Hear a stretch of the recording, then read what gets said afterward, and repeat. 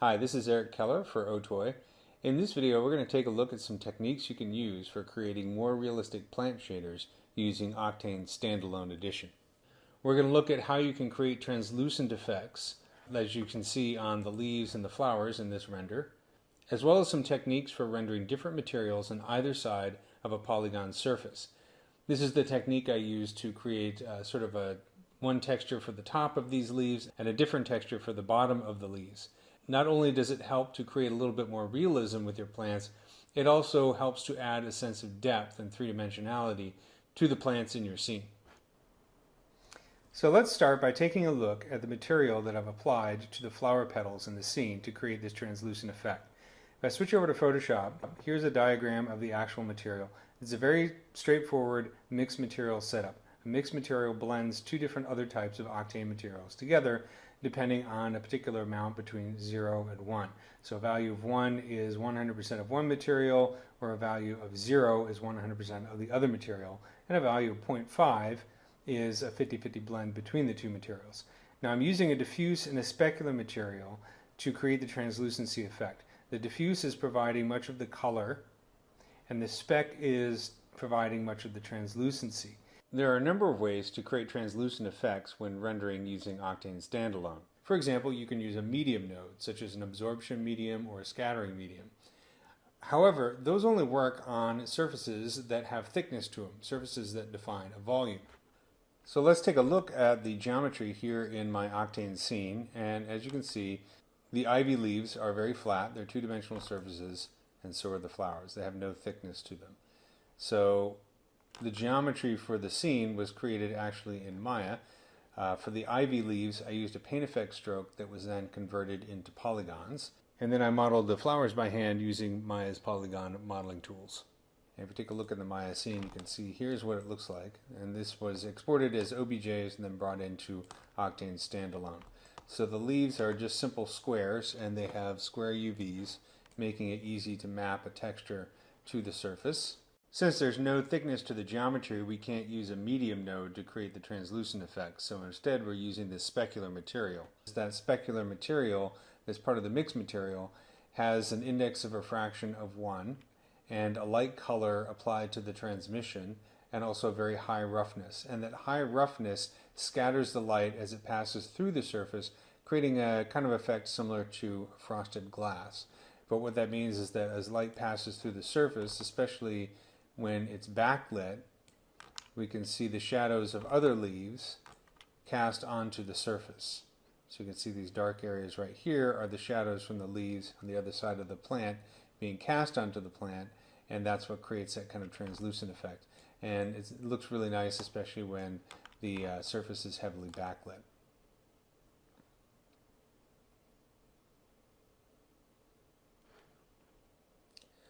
So let's take a look at a graph of the material that I've applied to the flowers here in Octane Standalone. So you can see it's a mixed material, which I've called Flowers Mix, and I'm using just the amount slider here that is going to shift the balance between the incoming diffuse material and the spec material. So the specular material is the translucency, the diffuse is the color. So as I move the amount slider towards a value of 1, we're going to get more of that diffuse material, so you see the flower is not quite as translucent. And as I move it more over to 0, then we're going to have more influence from that specular material, and you can see that they really kind of glow with that translucency. So it's nice to be able to kind of use this to balance it as I tune the scene. And of course, you could also use a grayscale texture as an input here if you wanted to add a little bit more detail. The materials themselves are pretty simple. If we take a look at the flower's diffuse material, I have a color, and it's just a simple texture map I painted for the colors of the flower. So this is the stem of the flower, which is mostly green, and then in the petals we have a lot of white, some yellow, and just a little bit of kind of purple detail. And this is being plugged into the diffuse channel of my diffuse material, and it's also being plugged into the transmission channel of the specular material. Since there's a lot of light colors in the texture, this is similar to putting like a white color in the transmission of the specular material, which would make it almost transparent. And then I also have a bump texture. You can see right here, this is what the bump looks like, providing a little bit of extra detail. And then in the specular material, as I mentioned before, I have a roughness, pretty high roughness value, set to about 0.964, and then my index of refraction is set to 1. I've also noticed that turning on fake shadows tends to improve the look of the translucency of the shadows cast onto the surfaces, and also speeds up the render just a little bit. So that could be an effective trick as well. So now let's take a look at the leaf, which is slightly more complex. So I'm going to hide this diagram here. Let's take a look at the leaf diagram. So the leaf diagram has two mixed materials that are kind of nested. So I have the main mixed material that's applied to the leaf geometry, and I have a specular material that, very much like the flower, is providing us with a nice sort of translucency. So instead of using the amount slider, I'm controlling the mixing of the materials using a grayscale image map. Now in this mixed material, rather than just having a glossy material, I have another mixed material. And the purpose of this mixed material is to allow me to apply two different materials on either side of the leaf. So here's the actual textures that I scanned that I'm using for my ivy leaves. And you can see I have one color for the top and another color for the bottom. So by using that polygon side Octane texture as the input for my mixed material, I can put all the textures related to the top of the ivy leaf on one side of the polygon and all the textures related to the bottom of the leaf on the other side of the polygon. So here is the graph of the material that is applied to the leaves of the ivy plant. It looks fairly complicated, but it's actually pretty simple. It's really just a couple of nested mixed materials. So let's go down here to the ivy leaves, and you can see here's my ivy mixed material, and as the input I have the leaf specular material and then this leaf mixed material. So I have a mix coming into the mix as well as the specular. So this is providing the translucency. This mixed material is giving me my two different shaders for the top and the bottom of the leaf. As the input for this mixed material, I have this veins texture, and this is a scan of my leaf with kind of high contrast. You can see I've kind of used Photoshop to bring out some of the leaves veins here, so the veins are a bit darker. That's what's being used to modulate these two other materials. So just a way of adding a little bit more detail to the render of the leaves. It's kind of subtle, but it's effective. And then for the specular material itself, I have an opacity mask, and that is just the leaf cut out here. So the white part is opaque, the black part is transparent, and the leaves are square polygons, so this is what's actually giving the leaf its shape, which is much more efficient than actually trying to model the leaf in that shape. So you can see the leaves all look leaf-shaped up here because of that. So that is plugged into the opacity channel of the leaf spec. It's also plugged into the opacity channel of the other two materials here. The leaf spec itself has kind of a green color. I could use a colored texture map for the transmission, but I decided to keep it simple. Just go with a green color. The reflection is set to black so that there's no reflection.